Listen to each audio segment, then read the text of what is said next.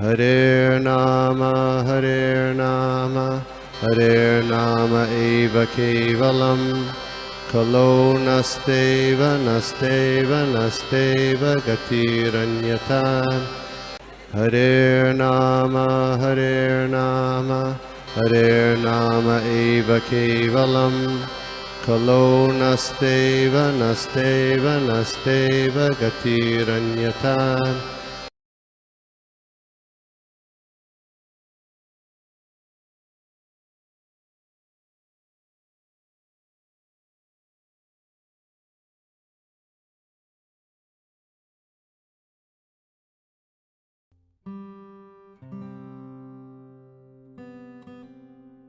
हरे कृष्णा। सभी के चरणों में दंडवत प्रणाम।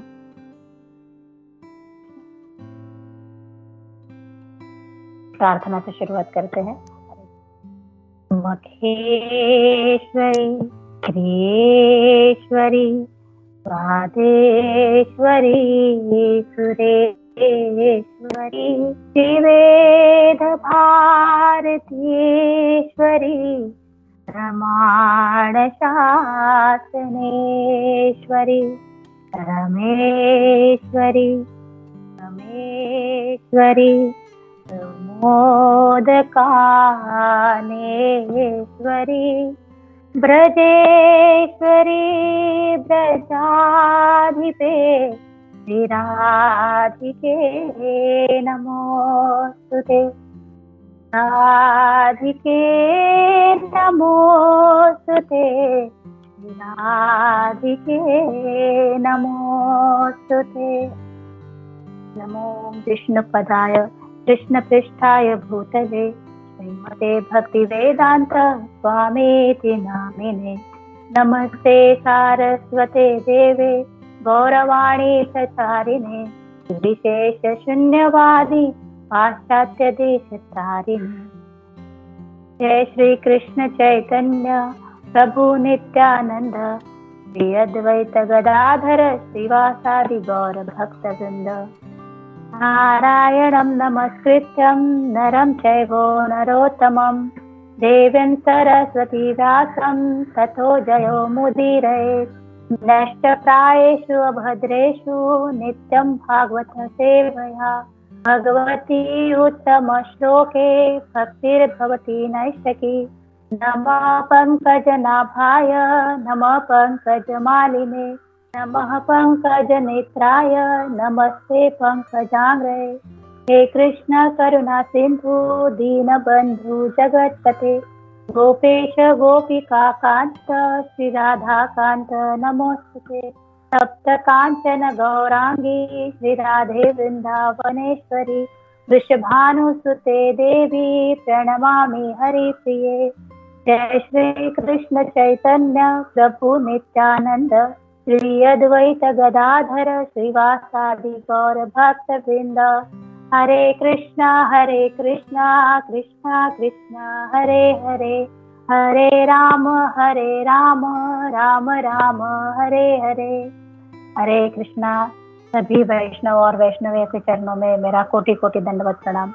मुझे आज भागवतम के दूसरे कैंटो के चौथे अध्याय में श्लोक नंबर 8 और 9 की सेवा दी गई है। आप सबसे आशीर्वाद चाहूंगी कि मुझे मेरे लिए प्रार्थना करें ताकि मेरे से कोई त्रुटि ना हो और मैं इसे न्याय दे सकूं। हरे कृष्णा। तो रिसाइट करते हैं।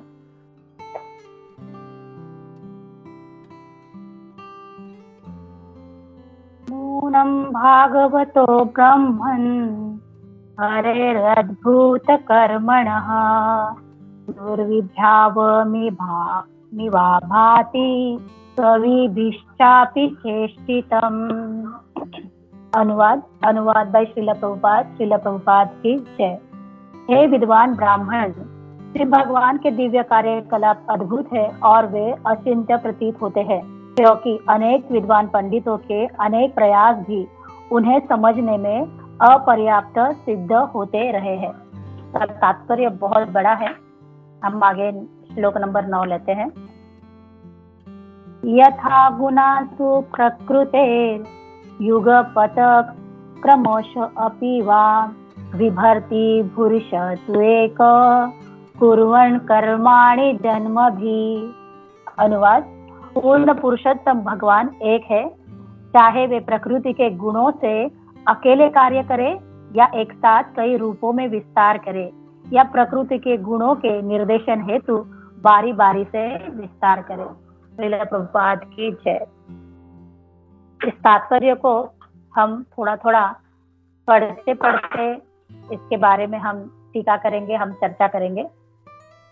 तो यहाँ पे सृष्टि के प्रक्रम के बारे में ये चौथे अध्याय में प्रभुपाद जी बता रहे हैं।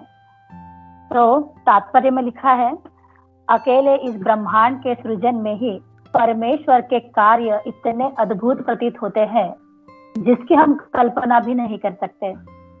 फिर ऐसे असंख्य ब्रह्मांड है और ये सब मिलकर सृजित भौतिक जगत कहलाते हैं, और इनकी सृष्टि का यह अंश संपूर्ण सृष्टि का एक छोटा अंशमान है।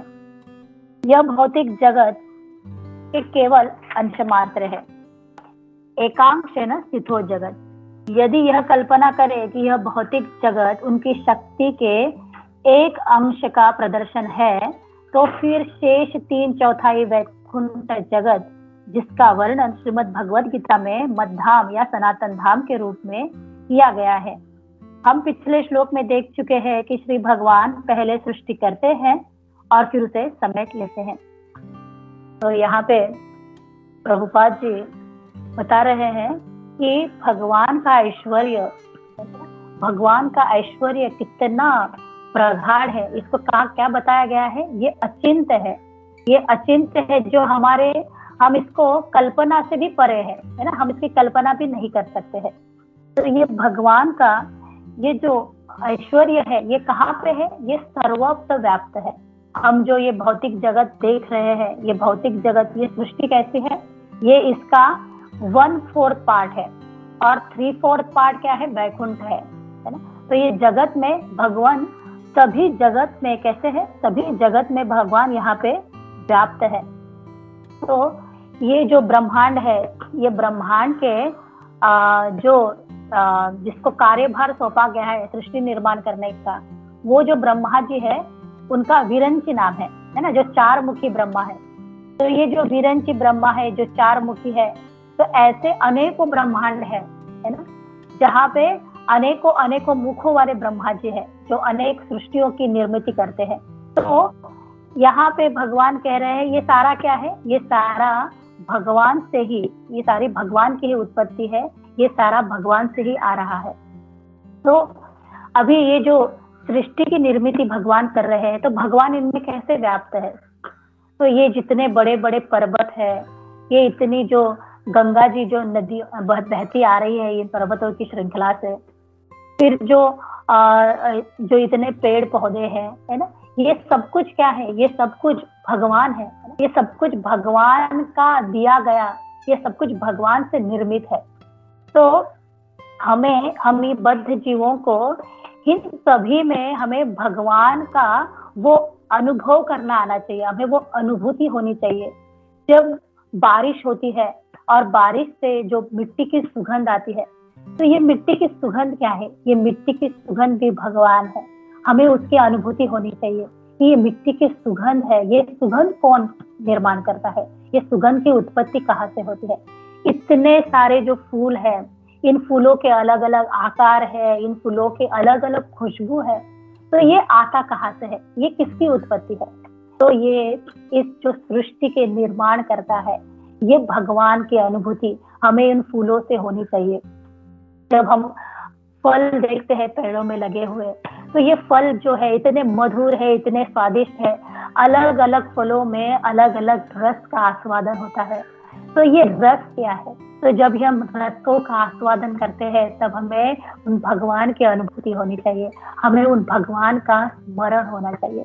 तो भगवान हर चीज में व्याप्त है, हर जगह पे भगवान व्याप्त है। चैतन्य चरितामृत में एक श्लोक आता है, स्थावर जंगम देखे न देखे तार मूर्ति, सर्वत्र हय निज इष्ट देव स्फूर्ति। चैतन्य महाप्रभु क्या कहते हैं कि स्थावर जंगम देखे न देखे तार मूर्ति। हम सब इन चीजों को देख रहे हैं, हम पर्वतों को देख रहे हैं, हम वृक्षों को देख रहे हैं, फूलों को देख रहे हैं, है ना, लेकिन हम उसके अंदर जो भगवान का इसेंस है, जो भगवान की अनुभूति है, उसको हम महसूस ही नहीं कर पा रहे, हम वहां तक पहुंच ही नहीं पा रहे हैं। तो यहाँ पे जो सृष्टि के निर्माता है, तो ये सृष्टि के निर्माता का जो अनुभव कैसे किया जाए, ये अनुभव करने का ये एक प्रयास है, ये अनुभव करने की एक विधि यहाँ पे बताई गई है ना। एक कहानी मैंने सुनी थी कि जैसे एक मनुष्य है बद्ध जीव, वो भगवान से कहता है कि मैं भी आपके जैसे निर्मित कर सकता हूँ, है ना, जैसे भगवान से कह रहा है कि मैं भी आपके जैसे कार्य कर सकता हूँ, आप मानव बना सकते हो तो मैं भी बना सकता हूँ। तो भगवान कहते हैं ठीक है ना, तुम भी कल हम लोग ये प्रोग्राम रखेंगे, तुम भी आ जाना, हम दोनों मिलके मनुष्य की निर्मित करेंगे। फिर सवेरे मनुष्य भी, वो जीव तैयार हो जाता है और भगवान भी आ जाते हैं वहां पे, और वहां पे भगवान कहते हैं जीव को कि चलो ठीक है, तुम क्या करो, तुम पहले शुरुआत करो, तुम्हें पहले चांस देता हूँ, तुम पहले मनुष्य को बनाओ। तो वहां पे हरे कृष्णा, हैंड रेज किया माता जी आपने। माता जी मुझे डिस्टर्ब हो, मतलब ये डिस्टर्बेंस बीच में हो रहा है, सबको हो रहा है क्या? कुछ अलग ही आवाज है। करेक्ट माता जी, करेक्ट, बीच में कुछ डिस्टर्बेंस बहुत हो रहा है, मुझे लगा कंटिन्यू मुझे ही हो रहा है। मैं फिर से लॉग आउट करके ज्वाइन करूँ क्या प्रभु जी? या ओके माता जी। हाँ माता जी, लॉग ऑफ के बदले में आप एक्चुअली शायद बैकग्राउंड ही आवाज था प्रभु जी, शायद वो कंटिन्यू होगा शायद। हाँ वो भी बैकग्राउंड में मतलब और कोई पास कोई। ओके। हरे कृष्णा, अभी आवाज आ रही ठीक से माता जी, प्रभु जी? या ओके माता जी। हाँ, दिस इज बेटर। ठीक है।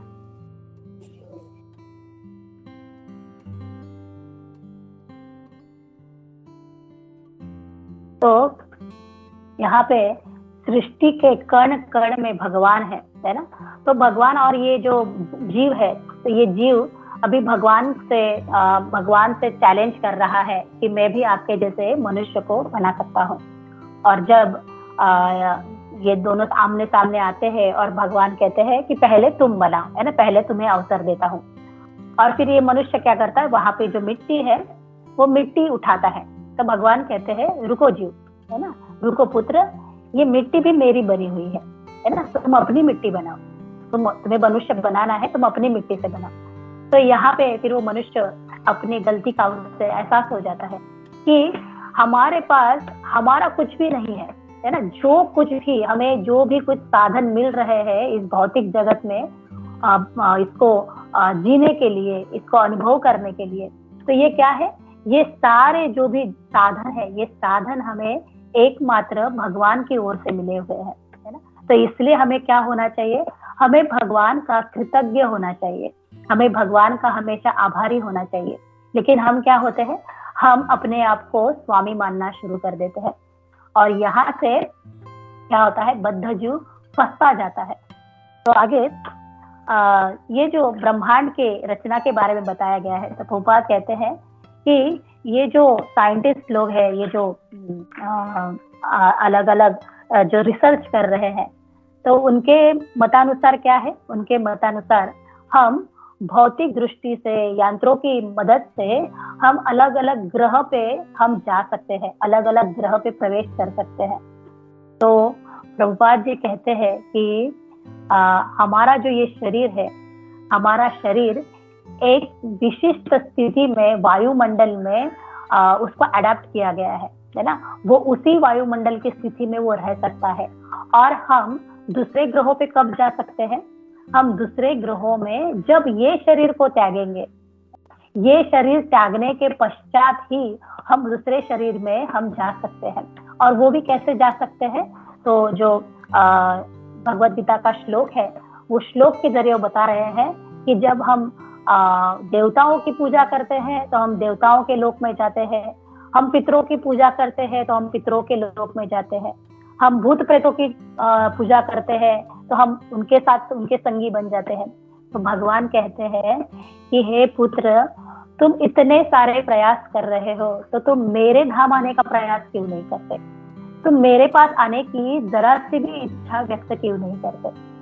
तो व्यासदेव जी बताते हैं कि हम जो ना पूरे सतयुग में, सतयुग से लेके अभी कलयुग तक, कि सतयुग में भी इतने जो वहां पे बद्ध जीव थे, उनमें से कोई गिने चुने जो बद्ध जीव है जिन्होंने भगवान को बड़ी आसक्ति से, बड़ी रति से भगवान को चाहा है और उन्होंने भगवान के धाम उन्होंने अपना प्रस्थान किया है। फिर आता है त्रेता युग। त्रेता युग में भी उन्हीं लोगों ने ना जो कुछ बहुत ही भगवान के प्रति आसक्त हुए हैं और उन्होंने त्रेता युग में भी भगवान की प्राप्ति की है और वो वैकुंठ धाम चले गए, वो गोलोक धाम चले गए।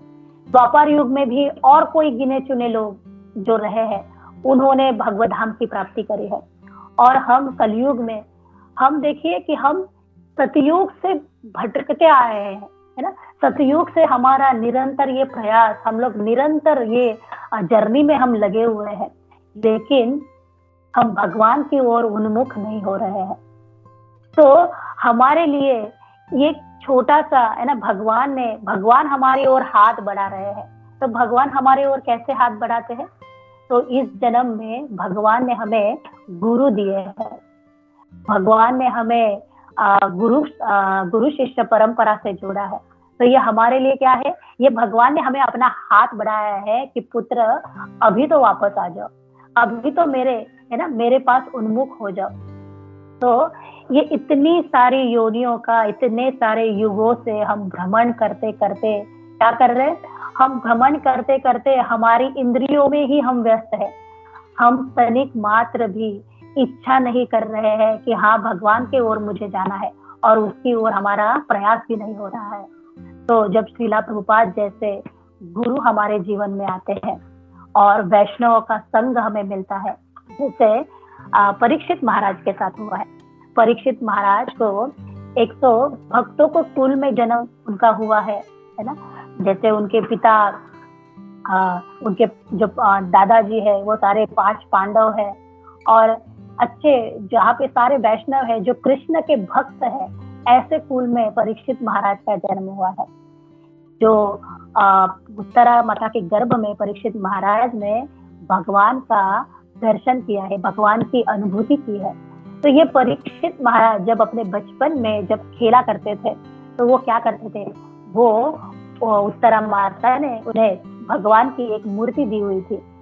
तो परीक्षित महाराज उस भगवान की मूर्ति को स्नान कराते थे, उस भगवान की मूर्ति को कपड़े पहनाते थे, उस भगवान की मूर्ति को अलग अलग फूलों से, पत्तों से उसकी वेशभूषा करते थे, उसको अलग अलग सजाते थे।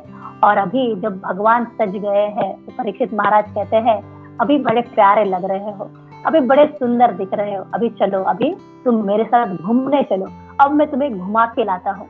और परीक्षित महाराज कृष्ण को उठा के घूमने लग जाते थे, है ना। पूरे महल में घूमते थे, अपने साथ ही उनको रखते थे।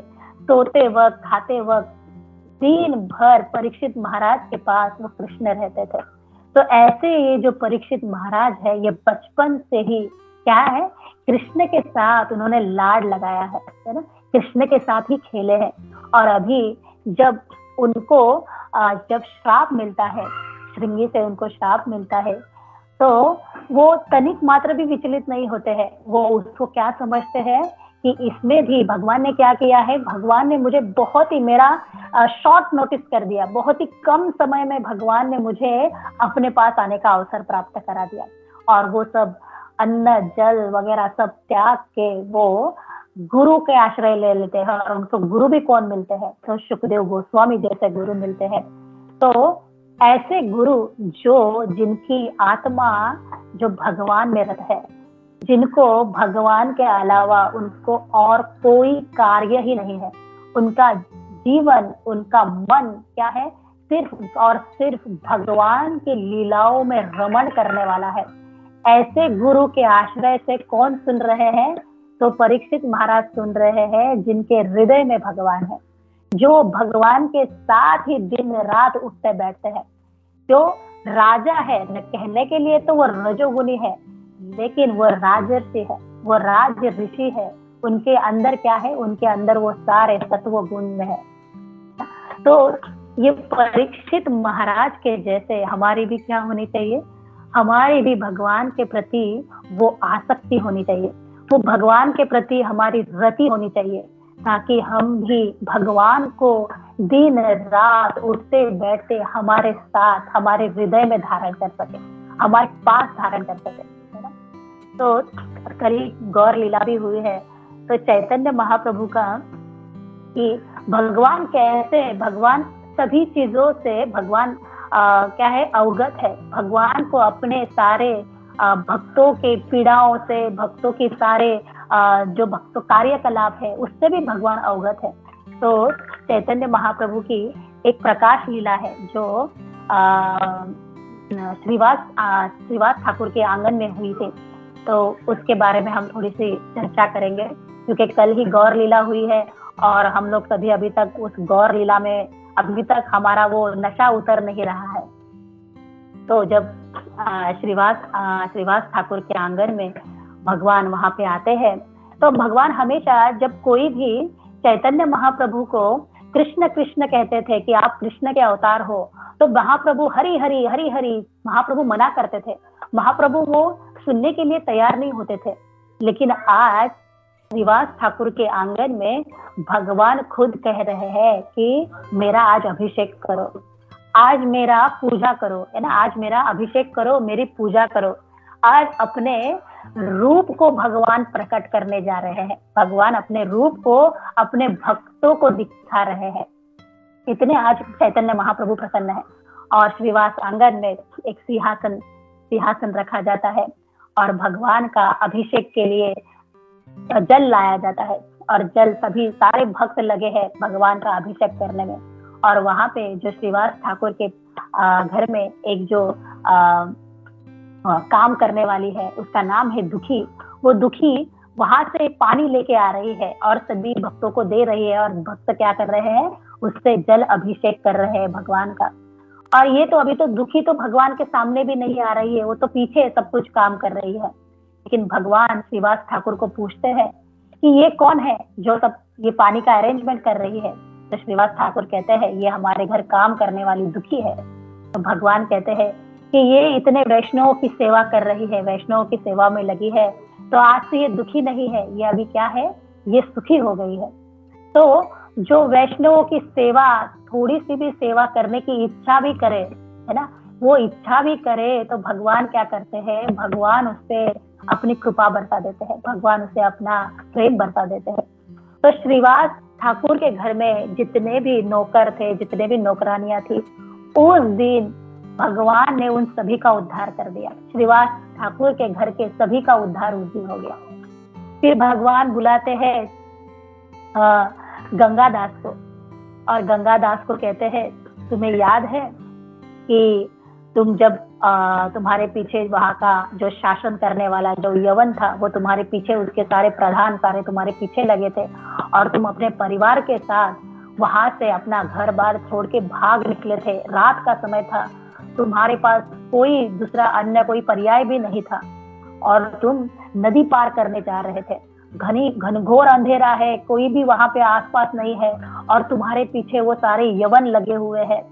और वहां पे गंगादास हाथ जोड़ के खड़ा है, और गंगादास अपने सर को हिला रहा है, हा प्रभु, हा प्रभु। और गंगादास को प्रभु कह रहे हैं कि तुम राह देख रहे हो कि ये नदी पार करने के लिए ना, ये नदी में पार कर लूं तो ये यवनों से मैं बच जाऊं, मेरे परिवार को मैं बचा लूं, क्योंकि यदि यवनों के हाथ लगे तो ये मेरे परिवार के, मेरे स्त्रियों को खराब कर देंगे। और ऐसी वो घनघोर अंधेरी रात, उस अंधेरी रात में, है ना, वहां से एक नाव आ जाती है ना, वहां से एक नाव आ जाती है। और नाव आने के बाद उस नाव में जो नाव चलाने वाला है, वो नाव चलाने वाला तुमसे कहता है कि मैं तुम्हें वो नदी पार करा देता हूँ, और मुझे तुम क्या दो? मुझे तुम 1 टका इसका मुझे इसका किराया दे दो। और तुमने वो मुझे 1 टका उसका किराया दिया था, तुम्हें याद है गंगादास? और गंगादास अपने सर को हिला रहा है और अश्रु से ना, पूरा अश्रु से उसके कपड़े भीग गए हैं गंगादास के। तो चैतन्य महाप्रभु कह रहे हैं कि उस दिन वो नाव लेके आने वाला मैं था ना, मैं वो खुद नाव तुम्हारे लिए लेके आया था गंगादास, याद करो, है ना। और गंगादास अभी झूम उठता है, अभी गंगादास नाचने लग जाता है। और अभी श्रीवास ठाकुर को भगवान कहते हैं, श्रीवास तुम्हें याद है, तुम एक बार देवानंद पंडित के सभा में, जहाँ पे भागवतम की सभा हो रही थी, और उस सभा में तुम गए थे, और उस सभा में जब भागवतम चल रहा था तो तुम इतने भाव विभोर हो गए, तुम इतने भावना में आ गए कि तुम्हारे अश्रु निकलने लगे, तुम वहां पे बैठे बैठे रोने लगे। लेकिन देवानंद पंडित वो इस तुम्हारे भाव को समझ नहीं पाया, और देवानंद पंडित ने क्या किया, अपने शिष्यों को कहा कि ये इस सभा को क्या कर रहा है, ये सभा को विचलित कर रहा है, तो इसको बाहर निकालो। और तुम्हें वो सारे शिष्य तुम्हें उठा के लेके गए और तुम्हें सभा से बाहर कर दिया। और जब तुम्हें सभा से बाहर कर दिया, तुम इतने व्याकुल हो गए, तुम इतने रोने लगे कि तुम्हें वो सुनना है, तुम्हें भागवतम को सुनना था। और तुम्हारे मन में आया, तुम्हारे हृदय में ऐसे आया कि मैं घर में जाके मैं भागवतम खोलूंगा, अब मैं भागवतम खोलूंगा और मैं पढ़ूंगा आगे, है ना। तो तुमने घर में जाके वो भागवतम खोला और तुम पढ़ने लगे। और श्रीवास तुम बहुत रो रहे थे उस समय। तो भगवान महाप्रभु कहते हैं, श्रीवास तब तुम्हारे हृदय में जो इच्छा प्रकट हुई ना कि तुम अभी जाके भागवतम खोलो अपने घर में, तो वो इच्छा मैं हूँ, है ना। वो तुम्हारे हृदय में वो इच्छा प्रकट करने वाला भी मैं था। और श्रीवास ठाकुर भी भगवान के चरणों में गिर पड़ते हैं। फिर अभी भगवान कहते हैं कि जाओ वो श्रीधर को लेके आओ, श्रीधर कोलावेचा को लेके आओ, जिससे महाप्रभु वो केले के पत्तों के लिए झगड़ा करते थे। श्रीधर के कोलावेचा की बहुत ही सुंदर कहानी आप सबने सुनी होगी, है ना। तो भगवान उसके साथ बार्गेन करते थे कि तुम बहुत ही महंगी चीज बेच रहे हो, तुम इतना धन जमा करके रखते हो, अपने स्वार्थ के लिए रखते हो।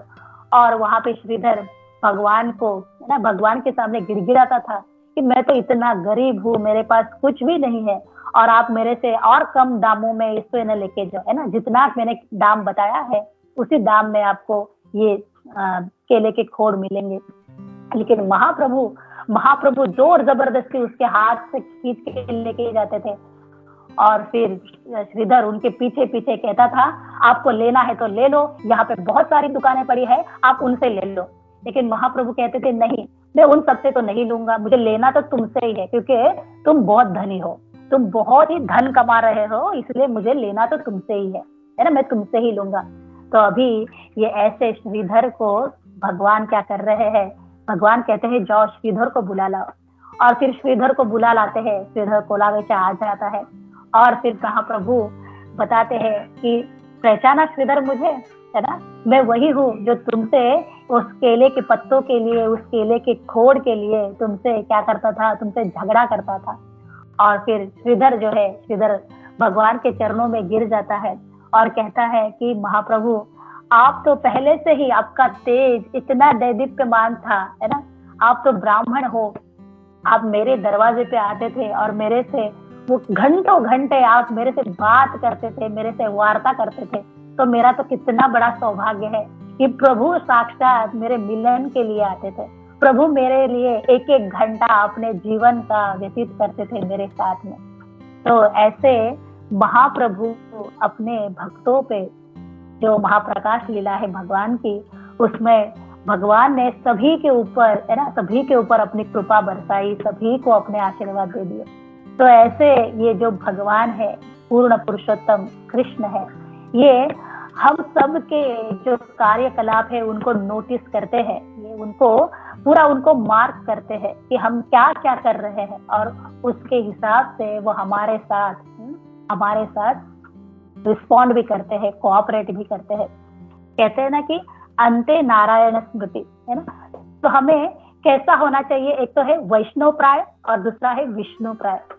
तो वैष्णव प्राय क्या है, वैष्णव प्राय है वो है कि जो हम कंठी पहन रहे हैं, हम तिलक लगा रहे हैं, हम सब कुछ, है ना, ऊपर से हम दिखा रहे हैं हम वैष्णव है, लेकिन हम वैष्णवों का आचरण नहीं कर रहे, हम दिल से दिल से भगवान को नहीं चाह रहे हैं। और विष्णु प्राय क्या है? विष्णु प्राय क्या है? तो जो दिल से तो भगवान में उसको विरक्ति है, उसको किसी चीजों में आसक्ति नहीं है, लेकिन वो बैठा है सभी लोगों के साथ, है ना, वो सभी लोगों के पास जाएगा, सभी के साथ जाएगा, वो वहां पे होटल में भी जाएगा, लेकिन होटल में भी जाएगा तो उसका क्या है? उसके अंदर वो विरक्ति है, उसको उस खाने पीने में उसकी जरा भी आसक्ति नहीं है, तो वो है विष्णु प्राय। तो हमें भी क्या बनना है? हमें भी वो विष्णु प्राय बनने के अग्रसर होना है।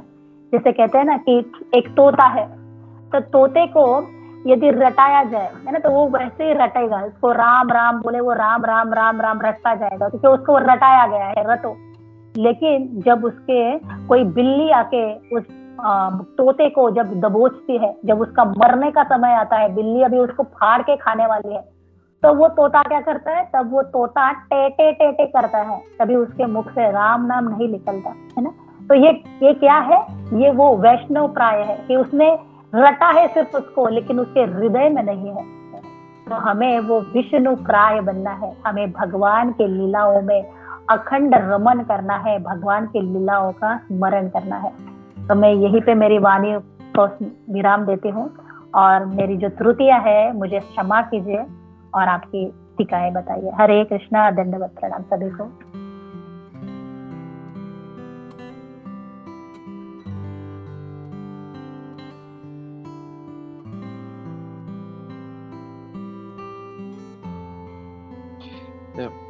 हरे कृष्ण माता जी, दंडवत प्रणाम। आवाज आ रहा है मेरा माता जी? या ओके माता जी। प्रभु जी, थैंक यू माता जी, बहुत अच्छा आज का जो श्लोक था बहुत अच्छा से उसको एक्सप्लेन किया, और जो महाप्रभु का कथा था वो भी बहुत अच्छे से इसमें जोड़ा। और ये जो महाप्रकाश लीला है ये बहुत ही जो है मतलब बहुत बड़ा है, और इसमें से चैतन्य महाप्रभु सभी जो है भक्तों का जो है उनको अपना प्राकट्य कराते हैं, उनको अपने बारे में बताते हैं। तो बहुत अच्छा से ये भी आपने कनेक्ट किया माता जी, so it was very nice. और ये जो बताया आपने विष्णु प्राय एंड दूसरा वाला था वैष्णव प्राय। वैष्णव प्राय। ओके, तो हम लोगों को वैष्णव प्राय नहीं विष्णु प्राय बनना है। हम लोगों को वैष्णव प्राय बस एक्सटर्नली है, जैसे हम लोग बड़ा तिलक लगाते हैं, शिखा रखते हैं, लेकिन आचरण में नहीं है हमारे, तो वो इंटरनल हम लोग को करना है उसको हम लोगों को। It was very nice point माता जी, थैंक यू माता। हरे कृष्णा। कृष्णा, धन्यवाद, प्रणाम प्रभु जी। All glories to Srila Prabhupada.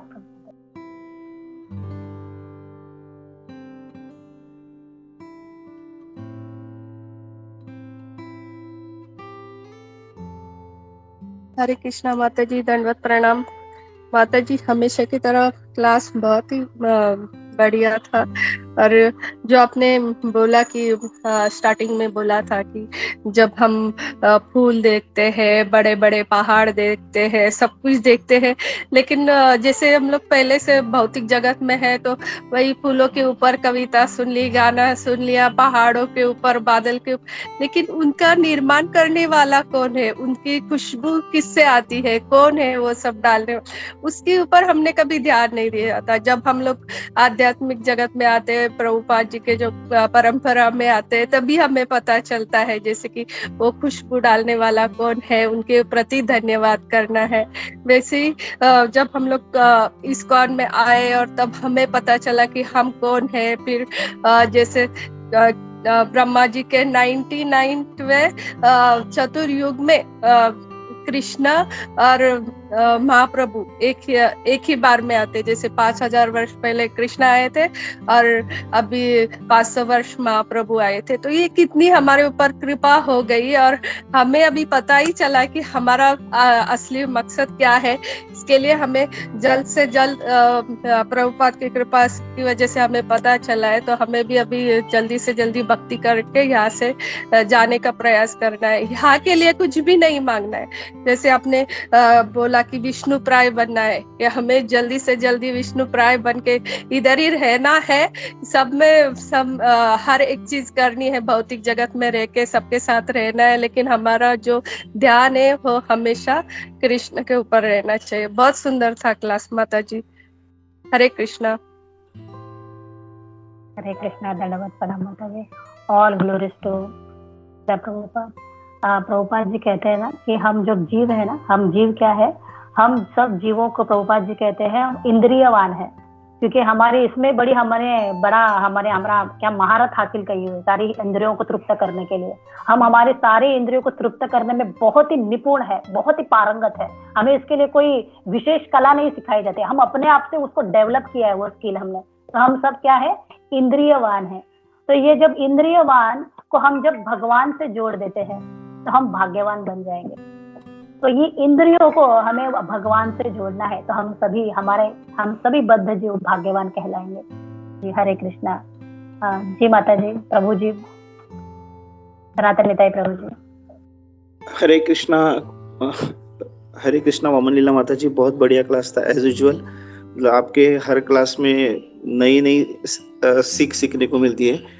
Thank you very much माता जी। आपने वो जो पॉइंट निकाला था कि वो जो आदमी मिट्टी लेके नया सृष्टि बनाने का जब ट्राई करता है, इसके ऊपर जस्ट एक चीज याद आ रही कि हम लोग ये जो साइंस है, साइंटिस्ट है, ये सब चीज एक पर्टिकुलर फिजिक्स के जो लॉज है, उस लॉज के बेसिस पे उन लोग अपना पूरा जो साइंस है उसके बेसिस पे रॉकेट बनाते हैं, प्लेन्स बनाते हैं, या फिर जो भी गाड़ी चल रही है वो सब बना रहे हैं।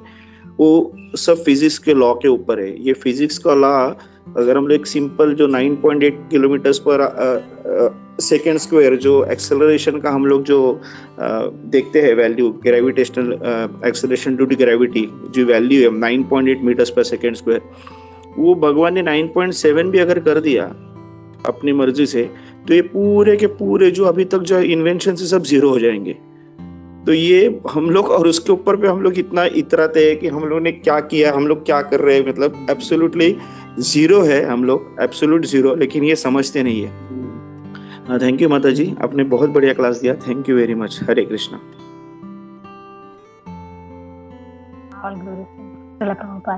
जी प्रभु जी, है ना, जैसे ग्रेविटेशनल फोर्स, हम साइंटिस्ट लोग कहते हैं कि इन्होंने इन्वेंट किया है ग्रेविटेशनल फोर्स, लेकिन प्रभुपाद जी कहते हैं ये सारे है ना गैलेक्सी में जो हमारी पृथ्वी ये जो तैर रही है, इतने सारे जो प्लैनेट्स है वो तैर रहे हैं, तो ये ग्रेविटेशनल फोर्स आया कहाँ से, इसका ओरिजिन कौन है ना।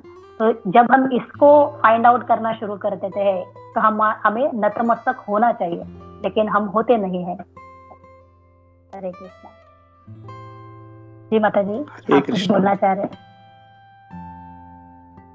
हरे कृष्ण माता जी, आपका बहुत एज यूजुअल बहुत अच्छा था। और माता जी मुझे कुछ प्रश्न थे, तो मैं पूछना चाहूंगी कि माता जी ये जो आपने लास्ट में जो पॉइंट बताई थी, जो कि हम जैसे वो तोते वाला एग्जांपल देके कि कैसे उसको मतलब बाहरी तौर से सिखाया जाता है, तो वो सीख लेता है बोलना भगवान का नाम, लेकिन जब बिल्ली उसका गला दबोचने आती, जब उसकी मृत्यु निकट आती है, तब उसको तो अपना मतलब कोई और ही ध्वनि याद आती है, भगवान का नाम नहीं याद आता। तो वैसे विष्णु प्राय मतलब जैसे आपने बताया, तो वो नहीं हो पाता, तो मतलब हृदय में उसके भगवान नहीं उतर पाते जब उसकी मृत्यु निकट आ रही है, क्योंकि बाहरी तौर से ही उसने मैकेनिकली भगवान का नाम लिया है। तो माता जी ये डेफिनेटली ये डायरेक्टली एग्जांपल हमारे लिए ही था। तो वैसे करने के लिए भगवान को मतलब मुख से लेके हृदय में उतारने के लिए डायरेक्ट अंतरात्मा या अंदर में वो क्या उसको क्या मतलब कैसे करना चाहिए माता जी? जी, इसके लिए तो प्रभुपाद जी ने हमें बहुत ही सुंदर मार्ग दिया है, वो है वैष्णव संग, साधु संग। हमें हमेशा साधुओं के संग में रह के ही भगवान का श्रवण करना है। हमने अकेले से करना शुरू करा ना, तो हम क्या होंगे, हम उस अहंकार में आ जाएंगे, हम वो नेम फेम के धुन में आ जाएंगे। तो हमें हमेशा क्या करना है, हमें हमेशा वैष्णवों के साथ रहना है, साधु संग। ये साधु संग क्या करेगा, ये साधु संग ना भले हमारी कैपेसिटी ना हो भगवान तक पहुंचने की, भगवान को याद करने की, लेकिन ये साधु संग हमारे ऊपर कृपा करेंगे, ये वैष्णव हमारे ऊपर वो कृपा करेंगे और हमें इस भवसागर से पार करने के लिए, वो अंत समय नारायण स्मृति कराने के लिए ये वैष्णव ही हमारी सहायता करेंगे। तो इसलिए हमारे हमारे कैसा बिहेवियर होना चाहिए, हमारा आचरण कैसा होना चाहिए। तो होता है ना कि हम क्या करते हैं कि ये मुझे पसंद करता है, ये वैष्णव मुझे नहीं पसंद, मुझे ये पसंद नहीं है ना। तो जो मुझे पसंद करता है मैं उसे पसंद करता हूँ, ये मुझे पसंद नहीं करता तो मैं उसे पसंद नहीं करता, है ना। ये हमारा ऐसी स्ट्रेटेजी होती है। तो हमें जो पसंद नहीं कर रहे हैं तो हमें क्या देखना है उनमें भी कि मेरा जिनमें इंटरेस्ट है उसका भी उसमें ही इंटरेस्ट है। तो मेरा किसमें इंटरेस्ट है, मेरा कृष्ण में इंटरेस्ट है, मेरी आसक्ति कृष्ण में है, तो वो जो वैष्णव है ना उसकी भी आसक्ति कृष्ण में है। तो हम दोनों की भी आसक्ति कृष्ण में है, तो बस मुझे उससे क्या करना है, मुझे उससे प्रेम भाव रखना है, मुझे उससे कोई भी वो ईर्ष्या नहीं रखनी है। तो जब हमारे हृदय में सभी के प्रति वो प्रेम भाव आ जाएगा, हमारा श्रवण बढ़ेगा, तो माता जी प्रभुपाद जी तो हमारे ऊपर उतनी कृपा तो जरूर करेंगे कि अंते नारायण स्मृति, है ना माता जी। हरे कृष्ण माता जी। यस माता जी, बिल्कुल सही माता जी, बहुत ही अच्छे से इसका उत्तर दिया माता जी आपने।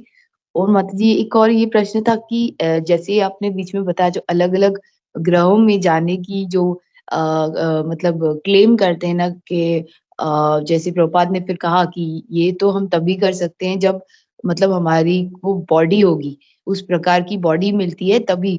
तो साइंटिस्ट वगैरह क्लेम करते हैं कि मतलब हमने ये विमान बनाया, सैटेलाइट बनाई या मतलब कुछ ऐसे जैसे आर्मस्ट्रांग का भी बीच में आया था, तो उसके बाद भी वो वहाँ तक नहीं रुके और भी उन्होंने क्लेम किया कि हमने मतलब कोई ऐसी मतलब डिवाइस या जो भी उन्होंने सूट्स ऐसे एस्ट्रोनॉट सूट्स बनाए और उन्होंने कहा कि अब मार्स में ये ऐसी लाइफ है।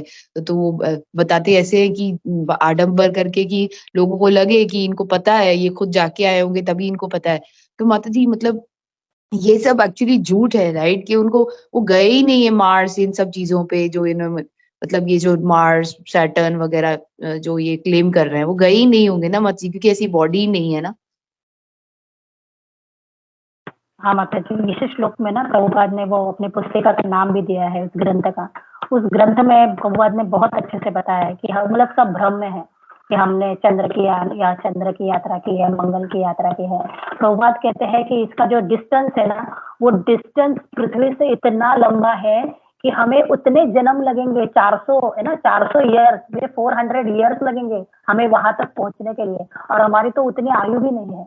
हमारी तो उम्र है 60-70, और उसमें हम कहते हैं तो हम लोग यहीं पे घूम रहे हैं, है ना, हम वहां तक पहुंचे भी नहीं। लेकिन हमारे भ्रमवश, है ना, हम भ्रमित है, हमारी इंद्रियां क्या है, हम पूरे भ्रमित हो चुके हैं, और ब्रह्मवश हम उसको ही, हम क्या समझ रहे हैं, हम उसको ही अलग प्लैनेट समझ रहे हैं। तो हम इस शरीर से उस अलग ग्रह में हम प्रवेश नहीं कर सकते। तो उसकी जो बुक है उसमें प्रभुपाद जी ने उसका बहुत अच्छे से वर्णन किया है कि हम कैसे कैसे वहां पे जाएंगे, तो हमें कैसे कैसे शरीर मिलते हैं, और उसी शरीर के साथ हमें वहां पे, जैसे सूर्यलोक है, तो सूर्यलोक में वहां पे रहने के लिए आपका शरीर का तापमान भी वैसे होना चाहिए।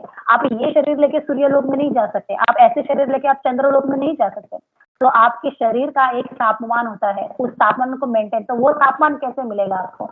तो वो आप जब भक्ति करते हो, ये भक्ति की स्टेजेस है ना, तो ये भक्ति के स्टेजेस से आपको वो शरीर मिल जाते हैं, आप उस शरीर को प्राप्त कर लेते हो। और प्रभुपाद जी ने इसका बहुत ही सुंदर वर्णन किया है माता जी। जी माता जी। माता जी एक और प्रश्न, सॉरी थोड़े सिर्फ दो ही और है, ज्यादा टाइम नहीं लूंगी आपका। एक जो आपने बीच में बताई कि हम सतयुग में मतलब सतयुग फिर जितने भी युग है, चौथा युग कलयुग है, और हम ये भी पढ़ते हैं गीता में कि बहुनाम जन्मनाम अंते, सतयुग में और बाकी के युगों में त्रेता और द्वारपा, उसमें भी भगवान को प्राप्त करने की बहुत लोग प्राप्त करने की कोशिश करते हैं और फिर उनको मिल जाते हैं भगवान, वहाँ पे अलग प्रक्रिया होती है, अभी अलग है। तो क्या हम, क्योंकि हमने भी इतने सारे जन्म लिए हैं, तो क्या हम सतयुग में भी थे, फिर द्वापर और त्रेता में, और वो करते-करते अभी हम कलयुग में आके पहुँचे, क्योंकि हमको तब भगवान नहीं मिले हमारे प्रयासों से, और फिर मतलब हम लोग वहाँ के लोग हैं क्या? हम सतयुग के बैच हैं क्या? कि जो अभी कलयुग में बच गए हैं, जो नहीं तभी कर सके, तब करके प्राप्त कर सके, और अभी रह गए हैं क्या? ऐसे कुछ है क्या माता जी? जी माता जी, प्रभुपाद जी तो यही कहते हैं कि हम वही सतयुग की बची हुई बैच है। वो कहते हैं ना, इतने बुद्धू है, इतने पढ़ने में, मराठी में ढ कहते हैं उसको, कि हम इतने कच्चे हैं पढ़ने में कि हम पास ही नहीं हो पा रहे, हम आगे की क्लास में बढ़ ही नहीं रहे हैं, है ना। तो हमारी वही गति है, क्योंकि जो भगवत धाम जाता है, भगवान कहते हैं, वो फिर से लौट के नहीं आता, है ना। तो है ना, जन्म कर्म च मे दिव्यम एवं तो एवं योवेति तत्वतः तत्वादेहम पुनर्जन्म नैति मामेति अर्जुन। भगवान कहते हैं ना कि जन्म कर्म से मैं दिव्य, मेरे जन्म कर्म के दिव्य के, है ना, कार्यकलापों के दिव्यता को जो जान लेता है ये अर्जुन, वो फिर से इस भौतिक शरीर में नहीं आता है। तो जो भगवत धाम एक बार चला गया, वो फिर से जन्म नहीं लेता है। लेकिन हम यदि यहाँ पे है, इसका मतलब हम भगवत धाम कभी पहुंचे ही नहीं, हम गए ही नहीं है, इसलिए हम यहाँ पे है। और हम इतने 84 लाख योनियों से घूमते आ रहे हैं, है ना। भगवान भी हमें बार बार वो संकेत भी दे रहे हैं, हमें वो मौका भी दे रहे हैं, लेकिन हम क्या कर रहे हैं। महाराज कहते हैं कि जैसे हम अंधकूप में पड़े हुए हैं, अंधा कुआं है ना। और अंधे कुएं में हम क्या कर रहे हैं, पूरा अंधेरा, हमारे आंखों को कुछ भी नहीं दिख रहा है, हम टटोलते टटोलते जा रहे हैं। और टटोलते टटोलते क्या होता है कि एक जगह पे हमें दरवाजा आ जाता है, जो दरवाजा खुला है, और उस समय क्या होता है, हमें खुजली आती है, और खुजली आती है और हम दोनों हाथों से खुजाने लग जाते हैं, और खुजाते खुजाते हम आगे चले जाते हैं और वो दरवाजा निकल जाता है। तो ये खुजली क्या है, ये खुजली हमारी इंद्रियों की तृप्ति है। जब भगवान हमें वो मौका देता है तो माया देवी हमारे ऊपर वो प्रहार कर देती है, वो इंद्रिय तृप्ति हमारे सामने ला देती है, और हम लोग उस इंद्रिय तृप्ति में ऐसे डूब जाते हैं कि वो एग्जिट डोर को हम खोलते ही नहीं, उस एग्जिट डोर के ओर मुड़ते ही नहीं है ना। तो माता जी, बस यही हम वो सतयुग की ही बैच है, जो बहुत ही निकृष्ट बैच है हम, जो अभी तक हम यहीं पे है, और हमें भगवान के प्रति वो आसक्ति, वो रति हम कर ही नहीं रहे हैं, है ना। भगवान कहते हैं, तुमने जरा भी इच्छा भी जाहिर करी ना, हे जीव, तुमने मेरे पास आने के लिए थोड़ा सा मन में विचार भी लाया, तो हमारे जीवन में प्रभुपाद जैसे गुरु आ जाते हैं, हमारे गुरु महाराज जैसे गुरु आ जाते हैं, है ना। तो ये गुरु हमें कहा जाता है ना कि राधा और कृष्ण जब गोलोक धाम में बैठ के जब जीव के बारे में सोचते हैं, जब हमारे बारे में सोचते हैं, तो जब पर्टिकुलर वो हमारे लिए सोचते हैं, तब वो हमारे लिए वो गुरु भेज देते हैं, है ना। तो ये अभी राधा और कृष्ण की इच्छा है कि हम आए उनके पास, तो इसलिए उन्होंने वो प्रयोजन किया है कि हमारे जीवन में वो गुरु आए। तो हमें अभी इस मौके का, इस अवसर को सु अवसर बनाना है, इसको अभी छोड़ना नहीं है ना, पूरे प्रयास उसमें लगा देने हैं, है ना माता जी। हरे कृष्णा माता जी। जी माता जी, थैंक यू सो मच माता जी, ये भी बहुत ही अच्छे से आपने बताया, इसका भी उत्तर बहुत अच्छे से दिया माता जी आपने। और माता जी, एक फाइनल प्रश्न ये था कि हम ये देखते हैं कि हमेशा मतलब गीता में भी इसके बारे में कुछ परपट भी प्रभुपाद ने बताया कि जैसे हमारे अंदर भी Krishna is with in and without, मतलब हमारे हमारे अंदर भी है और हमारे बाहर भी भगवान है, हृदय में परमात्मा है। तो उसमें कुछ ऐसा वर्णन था कि मतलब जो हमारे हृदय में, जो हमारे साथ हमारे अंदर परमात्मा के स्वरूप है, वो और जो बाहर है, क्या वो माता जी दोनों अलग हैं क्या, कि वो एक ही है?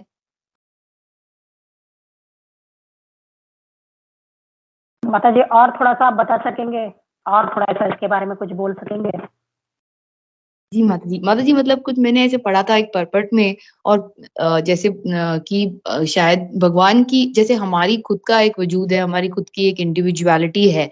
हम भी मतलब कितने लोग जैसे समझते हैं कि विलीन होते हैं, जो ब्रह्म ज्योति वाले या जो भी के मतलब, लेकिन कभी भी ऐसा होता नहीं है, क्योंकि हम जानते हैं गीता के मतलब ऐसा कैसे हो जाएगा कि मतलब के हम उनसे मतलब जुड़ जाएंगे, मतलब हमारी अपनी एक इंडिविजुअलिटी हमेशा से थी और है। तो उसी तरीके से भगवान के लिए भी बताया गया कि वे भी मतलब हमारे हृदय में जो एज अ परमात्मा है और जो बाहर है वो दोनों अलग अलग हैं। लेकिन हम तो ये जानते हैं कि भगवान तो एक ही है, तो मतलब परमात्मा स्वरूप क्या वो अलग हो जाएंगे? क्या वो एक जो हमारे अंदर है क्या बाहर भी वही है? क्या वो दोनों सेम नहीं है? जी माता जी, ना, कि जैसे भगवान परमात्मा रूप में हमारे हृदय में है ना। सबसे पहले तो भगवान हमें अंदर से बताते हैं, है ना। कभी कोई जीव, जैसे हम कहीं पे बहुत मुसीबत में है, हम फंस गए हैं, है ना। तो हम फंस गए और होता क्या है कि हम हमारे पिताजी को याद करते हैं कि पिताजी आप यहाँ पे होते तो मेरे लिए बड़ी सहायता हो जाती, पिताजी आप ऐसा करते, पिताजी आप वहाँ वैसा करते। तो हम क्या कर रहे हैं, हम दिल से पिताजी को याद कर रहे हैं। और उस समय होता क्या है, उसी समय ना पिताजी का फोन आ जाता है ना। पिताजी का फोन आ जाता है और हम कहते हैं कि बाप रे, कि मैं कितना है ना, पिताजी आपको ही याद करा था और आपको फोन आ गया, है ना। ऐसी घटनाएं होती है। तो यही है कि भगवान तो हमारे अंदर है, भगवान हमारे अंदर की वो आवाज सुनते हैं और भगवान उस बंदे तक, है ना, वो पिताजी तक पहुंचाते हैं जो हमारे, जिसको हम याद कर रहे हैं, जिसको हम सहायता के बुला रहे हैं। तो भगवान उनको वहां पे लाने का प्रयोजन करते हैं, है ना? तो भगवान ये सारा खेल रचते हैं माता जी, कि हमने जिसको तीव्रता से याद कर रहे हैं तो भगवान उसको उस जगह पे लाने का भगवान प्रयोजन करते हैं माता जी। तो भगवान है ना। भगवान भीतर भी है और भगवान बाहर भी है माता जी। हरे कृष्ण माता जी। हरे कृष्ण माता जी। तो माता जी मतलब यही है कि वो एक ही हैं, दोनों एक ही हैं हमारे हृदय के अंदर भी और बाहर भी एक ही हैं। जो थैंक यू माता जी, बहुत ही सरलता से आपने इसको सरल बना दिया माता जी। Thank you so much. Hare Krishna, धन्यवाद, प्रणाम। हरे हरे कृष्णा। और ग्लोरियस कृष्ण भगवान माता जी, धन्यवाद प्रणाम।